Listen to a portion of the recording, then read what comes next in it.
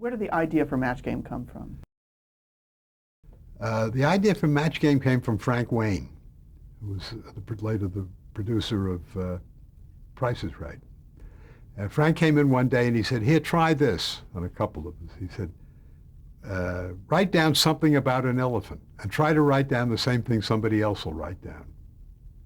So you try to think of the most common thing to write about an elephant. Well, it turned out somebody wrote it's gray, somebody said it's a trunk, somebody said it's big, somebody else said it was big. So you had one match and three that didn't. And that was the genesis of that show. That's what that show was.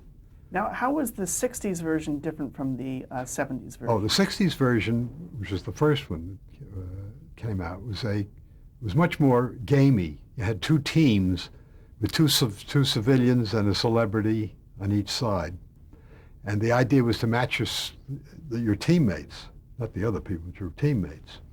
And you scored points for each match that was made, and the team that won then got to play the audience match, which we kept into the new show. And so it was much more gamey and straightforward, and most of the questions were like the one I just gave you. Name something you'd put on bread, or such things. Now, one day, Dick Bartolo, who was the writer on Match Game, wrote the questions, came in, submitted a question with, instead of saying, name something you put on bread, he came in and says, "John always put butter on his blank."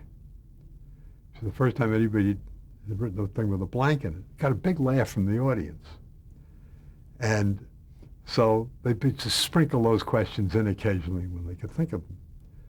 When we started doing the nighttime show, we tried the 70s show out here. Goodson wanted to do a show with a lot of celebrities because Hollywood Squares had become successful, and that seemed to be a thing that was good. And this lent itself to it because there was a way of playing Match Game as a party game where the six of us were sitting around and we just played like that. Name so-and-so, and then you'd go around, and the idea would be to write down something that somebody else wrote, and if you didn't, you were out. And you play that as a sort of an elimination game. So we started with the idea of using a celebrity panel and play it, and the show was developed from there. And we wanted to use as much of the blank questions as we could because they were funny. We wanted to get fun out of the celebrities. We started out by saying that the first round would be straight questions, it would be blank questions, and then the second round would be game-playing questions, which would be straight questions. Well, after the first time we did the show, it was so obvious to everybody that the blank questions played much better and gave much more fun and everything, that we just went to that altogether. And that became the hallmark of the show. Can you talk about... In England, it was called Blankety Blanks. Can you talk about Gene Rayburn and how his sense of humor worked on the show? Yes. As you look at the whole history of game shows on television, you see there have been marriages of formats and MCs. John Daly on What's My Line, Bill Cullen on Price is Right, and then Bob Barker on Price is Right. The formats just fit those people. And the same was true of Gene. He'd done a number of shows, and he'd always been good. But this show, and he was very good on the old Match Game, but it didn't give him any room to play. It was very straight, comparatively speaking. And when we got to doing this one out here, suddenly he had other people to play off, and he had material that was playable, and he came into his own, and that's why the show ran so well and why he was so good for it, because he was able to do that and at the same time maintain order, which is the other thing that's very hard to do when you got a bunch of celebrities. Did you have trouble with standards and practices in terms of risque material?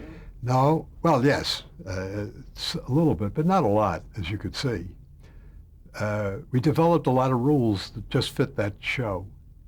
And there were some amusing things about that.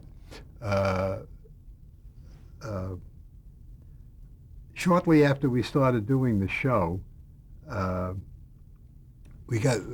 was a new guy came into standards and practices who was put in charge of it.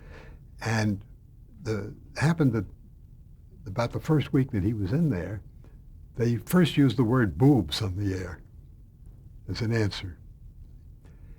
And they let it go by. And the next day there was a big meeting.